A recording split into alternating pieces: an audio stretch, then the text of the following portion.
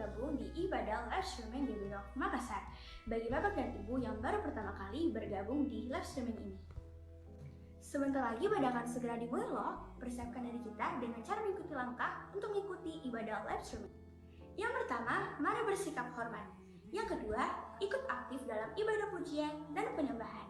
Yang ketiga, siapkan catatan Anda untuk khotbah nanti.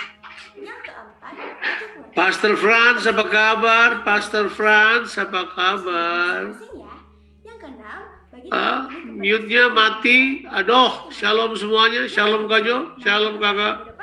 Luar biasa. Shalom Pak Franz. Ya, semuanya lagi dimatiin.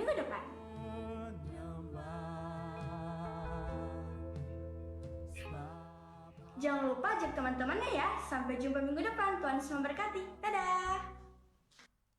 Coba di mute dulu semuanya karena memang ini kita bakal streaming ke itu. Jadi memang semua dimatiin dulu. Apa boleh buat. Nanti habis ini baru kita berhai-haian. Siap. Thank you.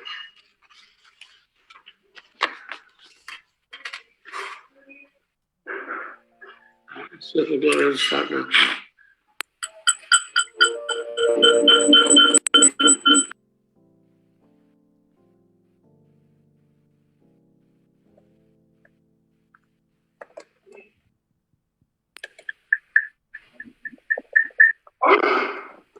Gimana?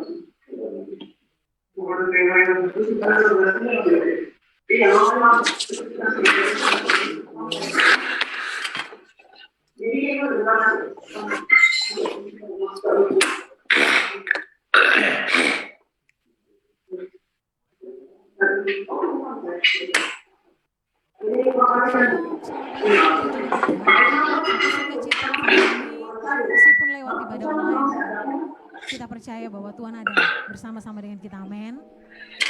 Saya percaya meskipun kita ibadah secara online tidak akan mengurangi sukacita kita untuk memuji pagi ini. Sama-sama kita siapkan hati kita memuji menyembah Dia. Kami bersyukur buat pagi ini Tuhan.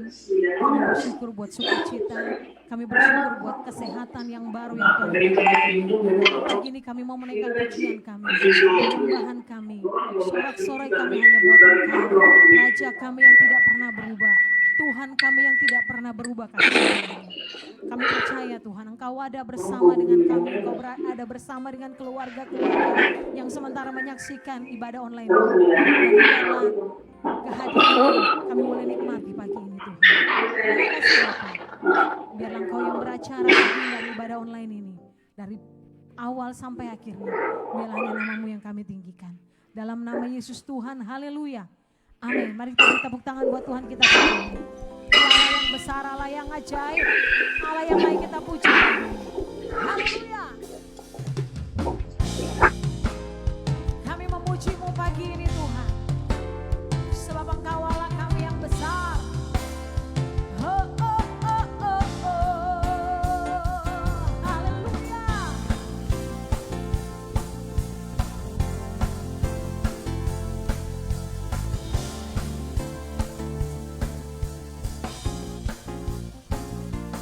Segenap hati aku memuji, segenap jiwa aku bernyanyi, karena Roh-Mu ada dalamku, Tuhan. Amin. Ku angkat tanganku memuji, ku angkat suara dan bernyanyi,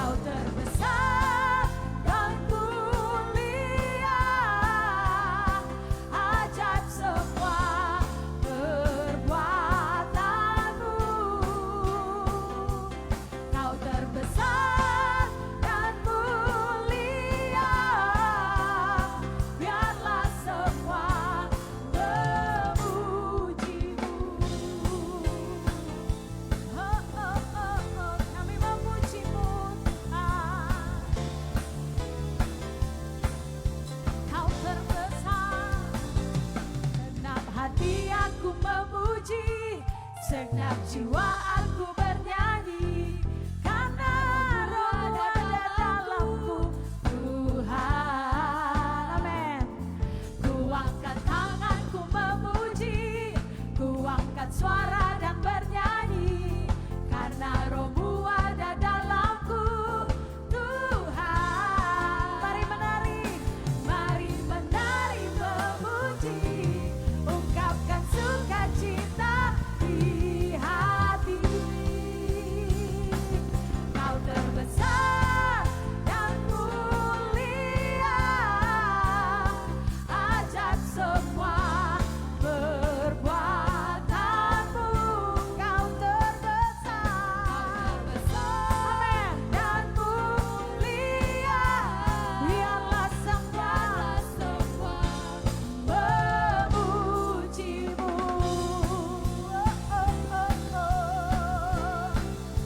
Kami memujimu pagi ini Tuhan. Mari sama-sama katakan, Kau terbesar dan mulia, ajak semua perbuatanmu. Kau terbesar dan mulia, biarlah semua memujimu. Kau terbesar dan mulia, ajak semua perbuatanmu. Kau terbesar dan mulia, biarlah semua memuji. Biarlah semua memuji. Biarlah kami semua memujimu. Biarlah semua memujimu. Hey. Haleluya. Muliakanlah Allah kuasa, katakan, kekuatan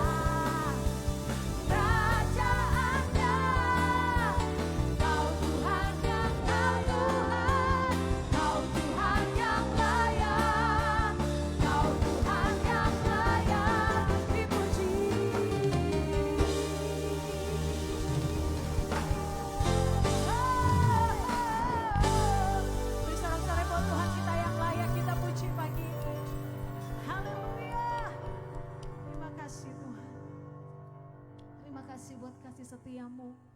Terima kasih buat kebaikanmu atas setiap kami pagi ini. Terima kasih buat cintamu Tuhan. Oh, terima kasih Bapak yang baik.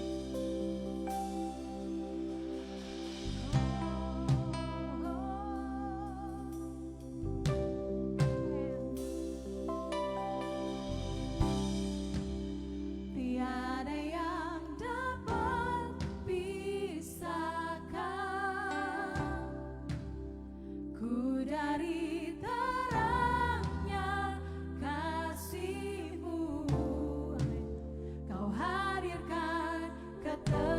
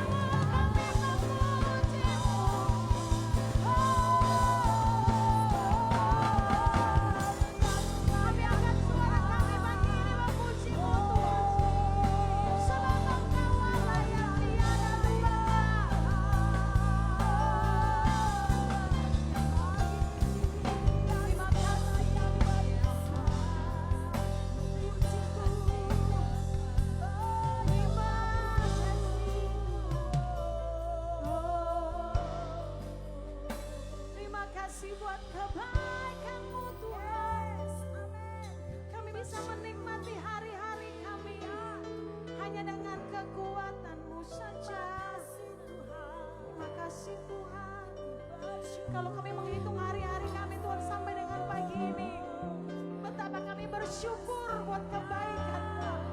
Betapa kami bersyukur buat kasih setia-Mu yang tidak pernah berhenti atas setiap kami.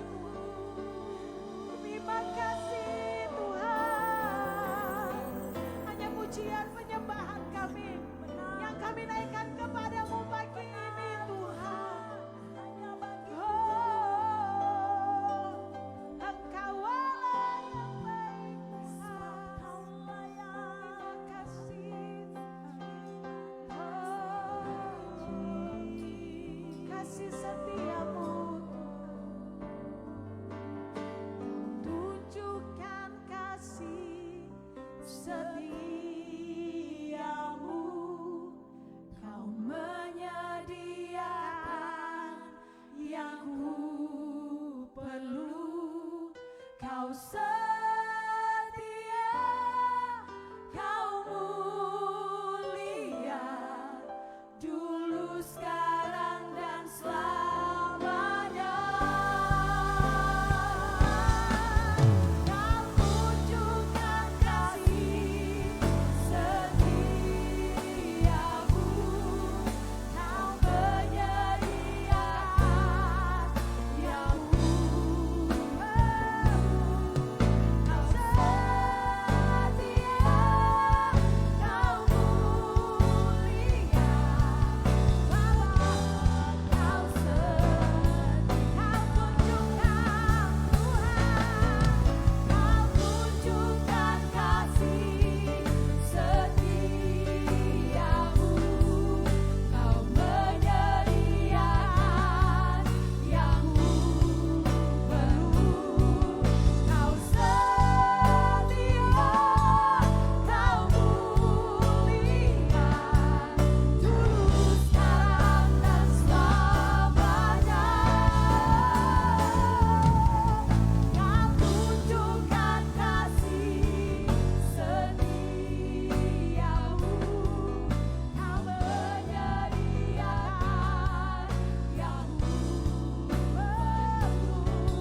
Kau setia, Kau mulia, Bapa, Kau dengan iman katakan Kau setia, Kau setia, Kau setia Tuhan, Kau setia, Kau sekali lagi katakan Kau setia, Kau setia, Kau mulia,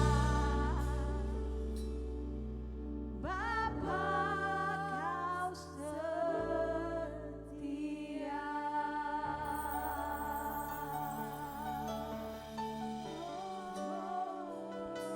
Terima kasih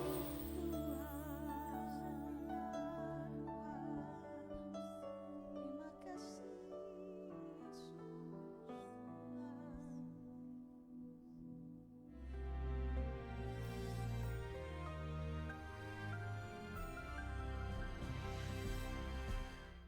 Shalom warga kerajaan. Banyak orang cuma senang musim semi dan suka dengan summertime. Tapi istri saya itu menarik sekali. Dia suka kalau melihat pohon-pohon yang berwarna coklat, orange, merah pada musim gugur.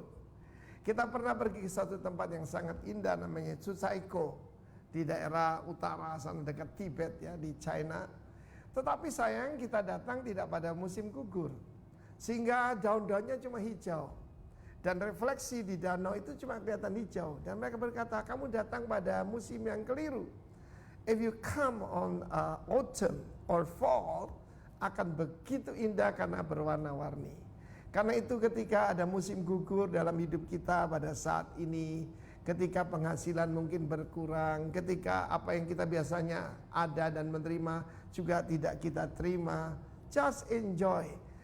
Dalam Yakobus 1:12 kata berbahagialah orang yang menghadapi berbagai percobaan dan lulus tahan uji. Dia akan menerima apa? Mahkota kehidupan. Mahkota sana Stefanus. Stefanus adalah mahkota untuk pemenang, ya. Karena Tuhan hanya memberkati di overcomer. Amin. Ada begitu banyak berkat untuk di overcomer apabila dia telah tahan uji. Ternyata selama ini saya sudah sampaikan bagaimana dalam minggu yang lalu orang itu harus mencapai lacking nothing. Apa yang kurang dalam hidup saya? Yang paling tahu istri saya. Dia bilang, kamu tuh kurang sabar. Aneh sekali nama Chinese saya Jin atau Ren itu artinya dua ya. Yang pertama artinya sabar.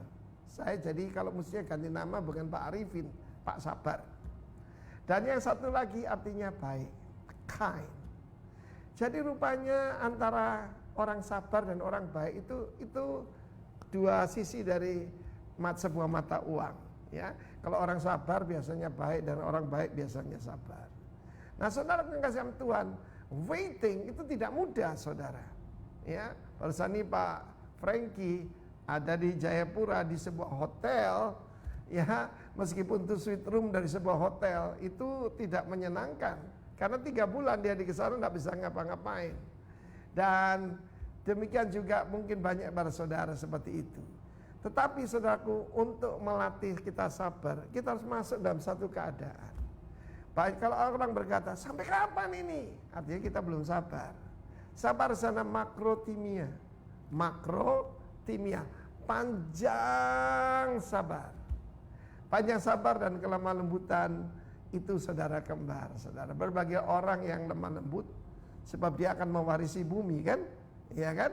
Dan firman Tuhan menjelaskan pada kita Yakobus 1:12 yang kita mau tunggu adalah bukan cuma sempurna, but the crown of life. Life di sana zoe, hidup yang kekal. Karena itu di dalam 2 Timotius pasal 2 digambarkan 3 golongan orang. Yang pertama prajurit yang baik dari Kristus Yesus. Yang kedua seorang atlet yang menjadi juara. Dan yang ketiga seorang petani yang tekun, yang sabar, yang menanti hasil yang baik. Karena itu ketiga-tiganya memerlukan ketekunan. Ya, kesabaran, ketekunan, ketahanan, ini adalah yang Tuhan mau dalam hidup kita. Itu membuktikan kualitas hidup kita. Ingat ya, bukan soal doing tapi being.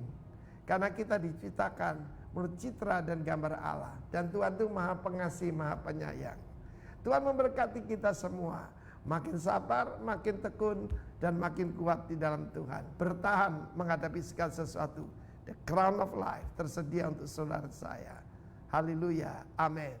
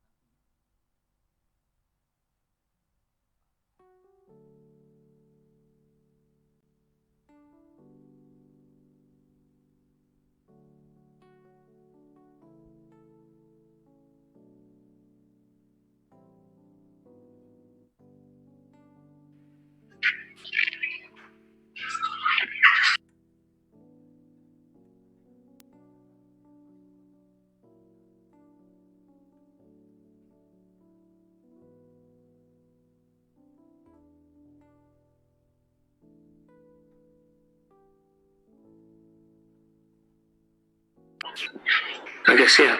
Shalom saudara-saudara, apa kabar? Puji Tuhan. Ini adalah kesempatan yang luar biasa kita ketemu lagi. Terima kasih buat tim Praise and Worship yang luar biasa. Praise the Lord. Puji Tuhan. Saya mempercayai bahwa kita semua diberkati oleh pelayanan ini. Dan hari ini kita masuk pada minggu kedua dari bulan equipping, ya, bulan pelatihan. Nah, hari ini saya ingin share sesuatu yang sangat penting yang saya beri tema adalah fokus pada equipping attitude. Bagaimana kita punya equipping attitude, bagaimana kita mengembangkan attitude untuk terus punya keinginan untuk memberdayakan, punya keinginan untuk memperlengkapi. Ingat, sebagai tubuh Kristus, bagaimanapun juga kita harus saling memperlengkapi satu sama lain supaya kita bisa sampai pada apa yang Tuhan inginkan. Nah, mari kita berdoa terlebih dahulu, mohon anugerah Tuhan turun ke atas kita, dan kemudian kita akan membaca firman Tuhan. Bapa, hamba-Mu berdoa supaya Tuhan berbicara kepada umat-Mu, berbicara kepada kami sekalian, supaya kami semua dapat hidup seperti yang Tuhan kehendaki. Bapa, kiranya firman yang hidup, firman yang berkuasa, firman yang kuat, yang lebih tajam dan pedang bermata dua manapun, dilepaskan di tengah-tengah kami. Kami berdoa sementara firman-Mu disampaikan, sembuhkan yang sakit, kuatkan yang lemah, bangkitkan gairah kami untuk melakukan kehendak-Mu. Tapi lebih daripada itu, biar kami mengenal pribadi-Mu dalam dimensi yang baru, Tuhan, yang bertumbuh di dalamnya. Berkati kami sekalian, Tuhan. Kami bersyukur, berterima kasih untuk waktu ini. Dalam nama Tuhan Yesus Kristus. Haleluya. Amin. Amin. Amin. Puji Tuhan. Puji Tuhan. Nah, saudara-saudara, kita akan membaca dari kitab 1 Samuel pasalnya yang ke-22. Saya ingin membahas pada saudara dari kitab 1 Samuel pasalnya yang ke-22. Tadi pagi pun di jemaat di Melbourne saya menyampaikan khotbah ini, tapi dalam different angle. Saya ingin membawa pada saudara untuk fokus pada apa yang saya sebut dengan equipping attitude. Ya, saya akan baca 1 Samuel pasalnya yang ke-22. Kalau saudara baca perikopnya adalah Daud di Gua Adulam. Oke. Nah, sebelum kita membacanya, saya ingin memberitahukan pada saudara dulu latar belakang dari cerita ini. Jadi Adulam punya beberapa arti di dalam Alkitab, atau kalau saudara baca di literatur, Adulam itu punya beberapa arti. Salah satu arti Adulam adalah, kita sudah bahas tadi pagi, adalah a place of justice. Jadi sebuah tempat yang disebut dengan keadilan, tempat orang menemukan keadilan. Nah, Daud pada waktu itu sedang dalam kondisi diperhadapkan dengan bentuk ketidakadilan. Bayangkan, dia dihianati, dia dilucuti, hanya karena pemimpinnya, hanya karena Saul cemburu kepadanya. Bayangkan, Daud dilucuti dari posisinya sebagai panglima, posisinya sebagai the hero of the nation, dilucuti. Keluarganya diambil, istrinya diambil, dia kemudian dilucuti, dan kemudian dia harus ada dalam pelarian. He became a fugitive. Dia menjadi buronan, dia lari, harus menyelamatkan nyawanya di tempat yang dia juga gak suka. Dia sampai kepada satu tempat yang namanya Gua Adulam. Nah, Adulam itu artinya adalah itu, the place of justice. Jadi orang datang ke situ ya, mencari, menemukan keadilan. Nah, saya suka Daud. Daud itu terkenal karena attitude-nya. Attitude-nya ini yang kita mau pelajari. Apa yang Daud miliki dalam attitude ini saya sebut dengan equipping attitude. Sekalipun dia dalam keadaan terjepit, keadaan teraniaya, keadaan gak nyaman, dia tetap fokus pada bahwa siapapun orang yang di sekitarnya harus diperlengkapi, harus dipersiapkan, harus dibawa pada apa yang Tuhan kehendaki. Mari kita baca ayat-ayat ini. Jadi itu arti dari kata Adulam. Adulam adalah the place of justice. Tapi kata yang lain juga punya arti Adulam, itu adalah a testimony to them. Kesaksian bagi mereka. Jadi arti lain daripada kata Adulam dalam literatur yang lain, saya baca artinya adalah kesaksian bagi mereka. A testimony to them. Menjadi kesaksian bagi mereka. Itu arti Adulam yang berikut. Sedangkan Adulam kalau saudara baca di Alkitab, salah satu tempat lain di mana Adulam disebut itu ditulis di dalam kitab Mika, pasalnya yang pertama, ayatnya ke-15. Saudara baca di rumah saja. Tapi di situ di dalam ayatnya itu dibilang bahwa the glory of God will arrive in Adulam. Itu dia. Kalau saudara baca ya. Kalau saudara baca di situ, kemuliaan Israel akan sampai di Adulam. Wow, itu powerful. Bayangkan. Sekali lagi, kemuliaan berbicara kualitas. Jadi kalau saya ganti bahasanya, hati-hati. kualitas Israel akan dimulai dari Adulam. Kira-kira begitu bahasa yang lebih asik. Disitulah kemudian orang dilatih dan dipersiapkan. Yuk kita baca ayat-ayatnya. Lalu Daud pergi dari sana. Dari mana? Ya, dari tempat dia lari. Dari padang gurun Yehuda itu. Dia lari dan kemudian dia pergi melarikan diri ke Gua Adulam. Ketika saudara-saudaranya dan seluruh keluarganya mendengar hal itu, pergilah mereka ke sana mendapatkan dia. Jadi saudara-saudaranya yang tadinya pandang enteng dia, yang namanya Eliab, siapa-siapa itu ada. Saudara-saudaranya Daud kan, ada 7 saudaranya, pandang enteng Daud. Wah itu sekarang mereka bergabung sama Daud. Papa dan mama Daud juga Isai datang, Papa Isai dan mamanya Daud datang bergabung dengan mereka. So they started their community dari keluarga, ya, komunitas keluarga mereka. Daud dan keluarganya, ditulis begitu.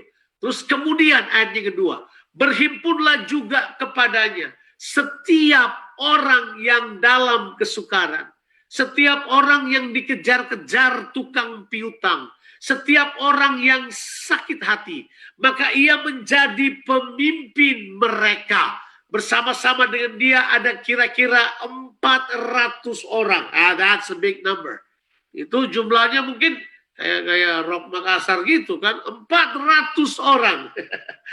Dari sana Daud pergi ke Misbah di Moab dan berkata, dia berkata kepada orang di Moab, berkata kepada raja negeri Moab, izinkanlah ayahku dan ibuku tinggal padamu sampai aku tahu apa yang dilakukan Allah kepadaku. Orang tanya kenapa dia pergi ke Moab ya? Ya, saudara mesti tahu Daud itu ada Moabnya separuh loh. 1/4 Daud adalah Moab. Ingat? Daud kan cucunya Ruth. Ruth dari mana? Dari Moab kan? Moab pulang dibawa oleh Naomi, kemudian Ruth kawin sama Boaz. Boaz punya anak, anaknya Boaz punya anak lagi yaitu Isai, baru Daud. Jadi Daud ada Moabnya kalau diterus-terus. Makanya Daud tidak pure orang Yehuda, dia ada Moabnya separuh. Itu cuma menunjukkan bahwa Tuhan mau bilang Tuhan bisa pakai bangsa-bangsa lain dalam Tuhan mau libatkan bangsa lain dalam rencananya yang agung. Jadi Daud pergi ke Moab, kemudian Daud berkata begini, izinkanlah ayahku dan ibuku tinggal padamu sampai aku tahu apa yang akan dilakukan Allah kepadaku. I like this man. Saya suka. Dia punya fokus kehidupan adalah apakah kehendak Allah berlaku dalam kehidupannya. Itu fokus kehidupan Daud. Dia mau kehendak Allah nyata di dalam kehidupannya. Fokus ini penting sekali buat kita. Fokus ini yang kita sebagai orang percaya harus miliki. Selalu fokus pada bagaimana kehendak Tuhan terjadi dalam kehidupan kita. Ada banyak orang kecewa dengan gereja, ada banyak orang kecewa dengan Tuhan karena mereka mau fokus pada maunya mereka, pada kehendaknya mereka. Mereka punya mau yang terjadi, makanya mereka kecewa. Karena begini, kalau saudara mau masuk pada apa yang Tuhan inginkan, mari saya beritahu pada saudara, fokuslah pada kehendak Allah. Jadi Daud bilang gini, aku mau tunggu sampai aku tahu apa yang dilakukan Allah kepadaku. Daud tahu bahwa apa yang dia alami, Tuhan punya maksud. Mau nggak kita mulai berpikir seperti ini? Apa saja yang saya alami, ketidakenakan yang saya alami, benturan saya sama orang yang saya alami. Harusnya sikap kita adalah, Tuhan saya mau tahu. Apa yang Tuhan mau buat saya? Saya pengen tahu. Saya mau tahu kehendak-Mu buat saya. Bagaimana? Nah, kemudian saudara bisa baca seterusnya, Daud kemudian tinggal bersama Raja negeri Moab itu, kemudian dia pergi ke kubu gunung. Nah, Daud adalah seorang yang sikapnya adalah sikap pemberdayaan. Nah, mari saya beritahu buat saudara, prinsip utama, kalau saudara mau mengembangkan equipping attitude dalam diri saudara. Tahukah saudara, siapapun kita memiliki sesuatu yang dapat kita bagikan kepada orang, yang dapat memperlengkapi kehidupan orang lain dalam hal yang saudara tidak ketahui. Wow, powerful. Dan di saudara ada hal tersebut. Daud tahu. Nah, ini dia ini. Kalau saudara di dalam keadaan ketidakadilan, kalau saudara di dalam keadaan masalah, Kalau saudara mengalami dari atas terjun bebas ke bawah, nggak usah nangis, nggak usah mewek, nggak usah, ini bahasa yang saya pakai ini, nggak usah cari perhatian dunia, nggak usah macam-macam, cari tahu kehendak Tuhan. Karena ini yang saya pelajari, bahwa setiap kali kita mengalami hal tersebut, Tuhan sedang mempersiapkan kita. Tuhan sedang mempersiapkan kita untuk menjadi pemimpin yang memiliki roh yang dapat attract, menarik orang lain untuk datang. Tidak ada yang bilang, Daud tidak panggil dan pasang pamflet, gereja GBI Adulam, yang mau datang silakan datang, saya ada buka gereja di sini. Dia tidak bilang itu, tapi Alkitab bilang kepada kita, kalau saudara baca di pasal 22 itu, ayatnya yang kedua, berhimpunlah juga kepadanya setiap orang yang dalam kesukaran, setiap orang yang dikejar-kejar tukang piutang, setiap orang yang sakit hati, maka ia menjadi pemimpin mereka. This is what I believe. Kalau saudara punya sikap yang benar terhadap tantangan dan masalah, my friend, in you, you allow God to create in you. Saudara mengizinkan Tuhan untuk menciptakan di dalam saudara. Untuk menciptakan di dalam saudara. Apa? Spirit, sikap, leadership yang akan attract orang lain. Akan attract orang lain. Orang lain akan tertarik datang. Yang datang pada Daud ini 400 orang, bayangkan. Datang pada Daud. Siapa mereka? Oh, memang mereka punya masalah. Memang mereka yang dikejar-kejar tukang piutang. Ya, tapi juga orang yang sakit hati. Kata sakit hati itu terjemahan bahasa Ibrani-nya bilang itu adalah bitter soul. Soulnya bitter. Pernah ketemu orang sakit hati gak? Bahasanya kita bisa rasa dia waktu mereka ngomong terasa tertusuk di dalam kita. Bitter soul. Bahaya sekali. Itu datang pada Daud. Dan Alkitab bilang begini, maka ia menjadi pemimpin mereka. I like that. I like that. Daud menjadi pemimpin mereka. Itu menunjukkan begini. Kalau saudara adalah seorang pemimpin, siap-siap ketemu dengan orang-orang yang seperti ini. Dan kita punya attitude terhadap orang-orang yang sukar, yang punya masalah, dikejar hutang piutang dan sakit hati. Tolong jangan hakimi mereka. Always see their future. Jangan lihat belakang mereka lagi. Attitude ini yang harus kita miliki. Kita perlu di dalam jemaat kita, di dalam Rock Makassar, kita perlu create atmosphere of equipping attitude. Kita harus mempersiapkan satu atmosfer di mana sikap memberdayakan, memperlengkapi itu ada dalam diri kita. Sebab kalau sikap sudah ada, saya sudah belajar.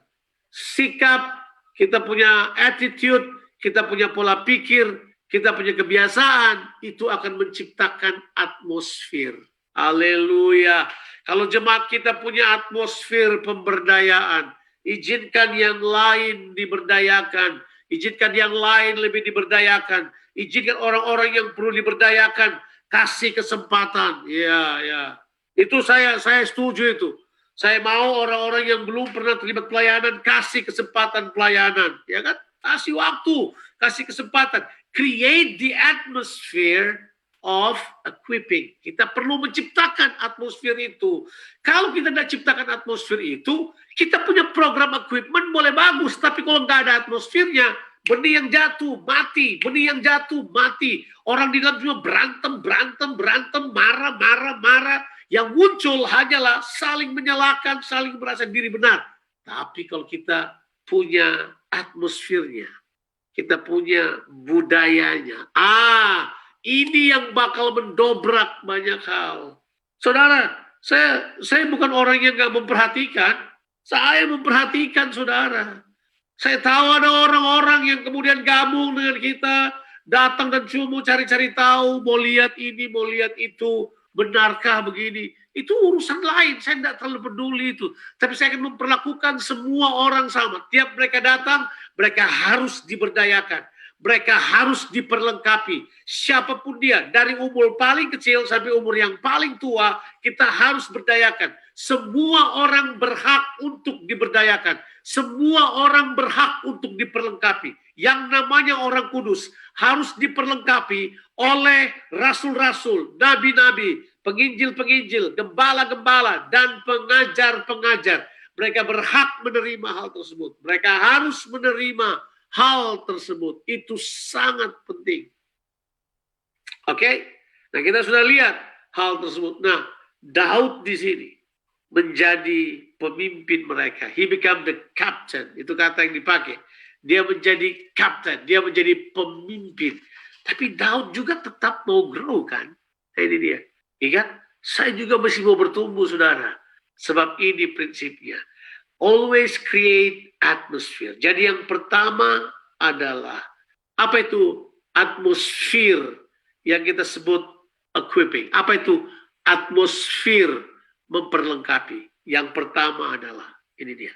Semua kita, leaders ataupun orang kudus, semua kita harus mau dipersiapkan oleh Tuhan. Kita need to be prepared. Kita perlu dipersiapkan. Pak, saya masih perlu dipersiapkan, kan? Saya masih mau berlari maraton, kan? Saya ini masih dipersiapkan, saudara. Oh, dulu pernah dipersiapkan, tapi sekarang pun masih dipersiapkan. Leaders always open heart and mind to be prepared. Harus dipersiapkan. Kita perlu mempersiapkan diri kita kalau Tuhan mau pakai kita dengan caranya Tuhan. Kita perlu terbuka untuk hal tersebut. Jangan berpikir station kita sekarang ya udah kita. Jangan berpikir kalau saudara-saudara ada di misalnya di bidang praise and worship, di bidang apa, saudara sudah kita. Open your heart to be prepared for something bigger, something greater. Sebab Tuhan akan terus mempersiapkan kita. Attitude ini harus kita miliki. Kita harus buka hati kita untuk masuk dalam hal tersebut. Kita harus untuk buat hal tersebut. Sekalipun saya tidak suka menambah kegiatan-kegiatan, tapi saya mau kita semua dapat dipersiapkan. Kita semua dapat dipersiapkan. Leaders and all saints, pemimpin dan semua orang kudus, kita semua harus dipersiapkan. Penatua harus dipersiapkan, semua pemimpin harus dipersiapkan. Pemimpin cell group harus dipersiapkan, saya perlu dipersiapkan, istri saya perlu dipersiapkan, keluarga saya perlu dipersiapkan. Kita semua perlu dipersiapkan bersama-sama. Atmosphere of preparing to do the will of God dalam segala keadaan. Harus punya itu. Kita harus punya hati yang seperti itu tuh. Sebuah atmosfer di mana kita dipersiapkan oleh Tuhan. Saya mau dipersiapkan. Saudara mau nggak dipersiapkan? Kalau kita punya hati mau dipersiapkan, tahu nggak? Kita akan buang semua yang di belakang. Yang di belakang halangi kita. Karena kata persiapan selalu itu untuk ke depan. Untuk dilempar ke depan. Kata persiapan atau prepare itu berasal daripada preparare. Itu preparare. Artinya dilempar ke depan. Saudara mau dibuang ke depan, bukan ke belakang. Tidak ada, saya mau persiapan untuk masa lalu saya. Untuk apa persiapan buat masa lalu? Masa lalu sudah lewat. Persiapan itu semua untuk masa depan. For a better future, bright future. Ingat, rock punya catching phrase yang perlu diingat oleh orang. We will help you to what? To achieve your destiny. Kami mau untuk menolong saudara untuk mencapai destiny saudara. Itu, jadi kita harus berpikir destiny, berpikir ke depan. Prepare yourself. Itu harus kita persiapkan. Yang kedua, ini dia. Help other people to grow in their calling, abilities, and ministry. Kita harus menolong orang lain siapapun itu untuk bertumbuh dalam panggilan mereka, dalam kemampuan mereka, dan dalam apa saudara? Pelayanan mereka atau pekerjaan mereka. Kita harus menolong orang lain. Tapi saya nggak ada apa-apa. Kita bisa menolong orang lain. Di titik ini, kelihatan kalau kita punya fokus atau tidak. I've seen so many people berusaha memberdayakan orang lain. Tapi buntut-buntutnya ini gini. Ya nggak ada duitnya nih gimana. Jangan terbatas karena keuangan. Invest keuanganmu. Kalau saudara mau tahu orang mau memperlengkapi orang lain, help others to grow. Kadang-kadang melibatkan financial help juga. Help others to grow, bikin ini, buat itu. Hal tersebut harusnya menjadi budaya kita. Kita datang untuk mengumpul. Saya mau beritahu pada saudara, use every ability, use every source, atau semua sumber yang kita miliki. Kita harus curahkan dan tuangkan kepada ini. Upaya untuk menolong orang lain. Kita mesti create yang seperti ini. Jangan takut keluarkan uang. Jangan takut untuk tolong orang lain cuma buka dompet sedikit. Waktu saya mengajar bagaimana hidup dalam komunitas, saya mengajar sampai pengajaran itu dibawa sampai ke India untuk train ribuan kepala-kepala keluarga untuk jadi pemimpin gereja rumah. Saya mengajar 3 open itu. Yang pertama adalah open heart. Yang kedua open door. Yang ketiga open wallet. Buka dompet saudara. Ya, teman saya karena nggak enak bilang buka dompet, dia ganti. Buka kulkas. Oh, open your fridge supaya orang lain bisa makan di dalamnya. But hey, let's have this attitude. Attitude kita mesti betul. Ya, orang selalu bilang, aduh Bang Jo, terlalu ideal. Hello, kita harus masuk. Kalau kita mau serius, kita mesti masuk di dalamnya. Kalau kita mau serius, kita nggak bisa bercanda dengan hal ini. Kita harus masuk untuk mengerjakannya. Siap? Oke, yang ketiga. Ini dia. Yang ketiga. Ketiga dan yang terakhir saya pikir tidak perlu. Yang kedua tadi, help others to grow in their calling abilities and ministries. Kita harus tolong orang lain untuk bertumbuh di dalam panggilan dan kemudian di dalam kemampuan mereka dan juga dalam pelayanan mereka. Di mana di situ kita harus memberi makan satu sama lain, menolong satu sama lain, feed others dengan teladan hidup, dengan waktu, dengan finansial, dengan kata-kata dorongan, dengan apa aja kita pakai, encouragement to grow. Tapi ini yang ketiga dan yang terakhir. Fokus pada ini. Christ in you.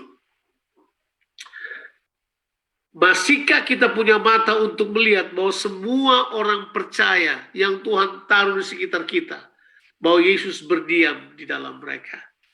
Dapatkah kita berkata kepada mereka, saya tetap bisa melihat Kristus diam di dalam kamu oleh rohnya. Saya mau supaya Kristus itu yang lebih nyata, saling mendorong seorang akan yang lain untuk melakukannya. Itu adalah hal yang saya yakin penting buat kita. Fokus pada Christ in you. Fokus. Semua orang punya Kristus. Tergantung dia memberi peluang Yesus itu bekerja menguasai kehidupannya atau tidak. Jadi yang harus kita buat pada fokus Christ in you ini, Kristus dalam kita semua adalah terus saling mendorong satu sama lain. Bahwa hey, di dalam kamu ada Kristus. Kalau saya tidak bisa tolong orang lain dengan apapun, saya akan bilang buat mereka, ada Tuhan di dalam kamu. Come to that source. Itu akan muncul keluar dalam kehidupan kamu. Bukankah itu yang Paulus bilang? Dialah yang kami beritakan. Coba kita baca ayatnya. Di dalam kitab Kolose pasalnya yang pertama ayatnya yang ke-28. 27 bilang Christ in you the hope of glory. Ayat yang ke-28 berkata, dialah yang kami beritakan. Siapa dia itu? Christ in you. Christ in you. Ya, Kolose pasalnya yang pertama, ayatnya yang ke-28. Dialah yang kami beritakan. Siapa dia itu? Christ in you. Apabila tiap-tiap orang kami nasihati. Kata nasihati adalah saling membangun dan menguatkan. Dan tiap-tiap orang kami ajari dalam segala hikmat. Untuk memimpin tiap-tiap orang kepada kesempurnaan di dalam Kristus.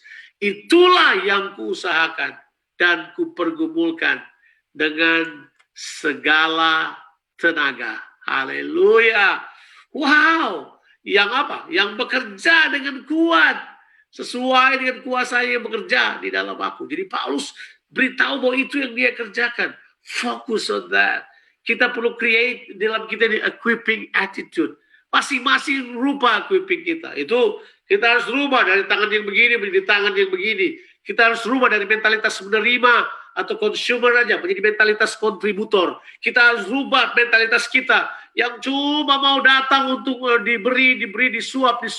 Menjadi orang yang kemudian datang untuk memberkati, memberi. Mereka akan tanya, Lord, what you want me to do for you? Karena Tuhan, tolonglah ini, tolonglah itu. Itu semua itu ada tempatnya. Tapi kita sedang berbicara tentang bagaimana gereja kita menjadi apa? Menjadi equipping attitude church. Gereja kita, komunitas kita menjadi gereja yang punya equipping attitude. Itulah fokus kita. Doa saya bahwa saudara-saudara sekalian betul-betul dapat ditolong untuk bertumbuh di dalam Tuhan. Yuk mari kita ambil waktu ini. Sudah bukan waktunya lagi kita hidup buat diri kita sendiri. Kita hidup bagi Tuhan, tapi juga bagi orang lain. Tahu gak saudara? Dari situlah Daud kemudian mempersiapkan berapa saudara? 400 orang tersebut menjadi tentara-tentara elit. Kalau saudara baca di dalam kitab 2 Samuel pasalnya yang ke-23. Di situ 2 Samuel pasalnya yang ke-23, ya. Saudara bisa baca di situ. Saudara akan menemukan di situ, ini kan sudah akhir daripada Daud, dari ayat 8 sampai ayatnya yang ke-39. Di situ ditulis daftar orang-orang hebat yang menjadi pahlawan Daud. If you read there, kamu tahu siapa mereka? Daud mencatatnya satu-satu. Mereka adalah orang-orang yang gabung dengan Daud dari dia ada di Gua Adulam. Sudah bisa lihat, bacalah mulai dari ayatnya yang ke-8 dan seterusnya. Ditulis itu pahlawan Daud. Ada cerita-cerita heroik di dalamnya. Itu ditulis seperti itu. Kemudian sudah bisa baca mulai dari ayat berapa itu? Sudah baca mulai dari ayatnya yang ke 20-an ke bawah. Sudah akan menemukan 30 orang-orang elit. Di dalamnya ada nama-nama hebat seperti Uria. Orang yang integritasnya luar biasa. Dari mana orang-orang hebat ini? Ditulis di Alkitab. Didaftar dalam daftar kerajaan. Why? Because these men being prepared. Mereka dipersiapkan. Dari mana? Gua Adulam. Ya, benar kata itu berkata. A testimony to them. Kualitas Allah akan datang di situ. Kualitas bangsa Israel muncul dari situ. Kitab Mika menuliskannya. Kualitas kemuliaan Israel akan sampai ke Adulam. Wow, saya mempercayai kita akan menjadi orang-orang yang Tuhan inginkan. Kita akan berfungsi melakukan kehendak Allah. Tuhan memberkati kita sekalian. Mari saya mau berdoa buat saudara-saudara sekalian. Bapa di sorga, berkatilah semua orang yang mendengarkannya. Hamba-Mu terbatas untuk menyampaikan kebenaran firman-Mu. Tapi Tuhan tolong supaya Roh Kudus dapat menerjemahkan pada setiap orang dalam segala kondisi mereka, dalam semua konteks kehidupan mereka. Biar pemahaman dari Tuhan, pengertian dari Tuhan turun ke atas mereka. Bagi Tuhan semua kemuliaan kekal sampai selama-lamanya. Dalam nama Tuhan Yesus Kristus. Haleluya. Amin. Tuhan memberkati saudara. Saya kembalikan. Shalom Bapak Ibu Saudara, kami mengucapkan terima kasih kepada Bapak Gembala yang sudah menyampaikan kebenaran firman Tuhan. Biarlah apa yang disampaikan ini menjadi kekuatan dan menjadi berkat bagi setiap kita. Dan kami juga mengucapkan terima kasih buat seluruh jemaat yang sudah mengambil bagian pada pagi hari ini untuk beribadah bersama dengan kami, walaupun lewat online, lewat Zoom, Facebook. Kami percaya Bapak Ibu Saudara juga diberkati oleh Tuhan. Dan kami juga menyampaikan terima kasih kepada semua tim Praise and Worship dan multimedia yang sudah membantu sehingga ibadah online kami ini bisa berjalan dengan baik. Dan Bapak Ibu Saudara yang mau memberi, saya minta Ko Paulus untuk tampilkan ya, memberi kepada pekerjaan Tuhan, baik perpuluhan, umum, misi dan diakonia. Bapak Ibu boleh lihat rekening yang sudah kami tampilkan di layar monitor Anda. Bapak Ibu bisa beri dengan sukacita. Dan kita akan jumpa lagi pada minggu yang akan datang. Percaya biarlah setiap kita mengalami kuasa, mengalami mujizat yang datang daripada Tuhan. Tuhan Yesus memberkati Bapak Ibu Saudara, dan kita siapkan hati kita untuk mau menerima berkat daripada Tuhan. Puji nama Tuhan, kita akhiri ibadah kita siang ini. Kita akan naikkan suatu pujian. Kami percaya Engkau tetap ada bersama kami Tuhan. Engkau menyertai setiap kami. Haleluya. Yesus, aku di tangan-Mu. Yesus, aku di hati-Mu. Yesus, Dia Immanuel, Tuhan serta kita.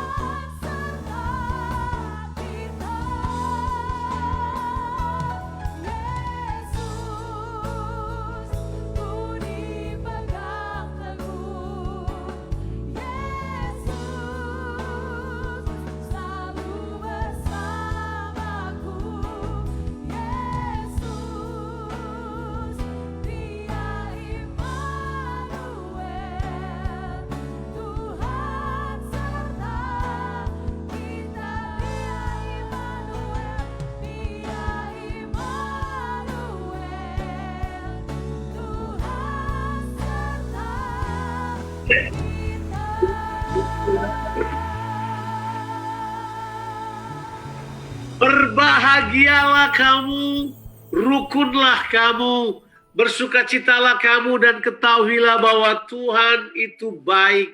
Tidak untuk selamanya dibiarkannya orang benar itu goyah, tapi Dia akan meneguhkan engkau, bahkan membawa engkau pada kemenangan yang sejati. Terimalah berkat Tuhan. Tuhan memberkati engkau dan melindungi engkau. Tuhan menyinari engkau dengan wajah-Nya dan berikan kepadamu kasih karunia.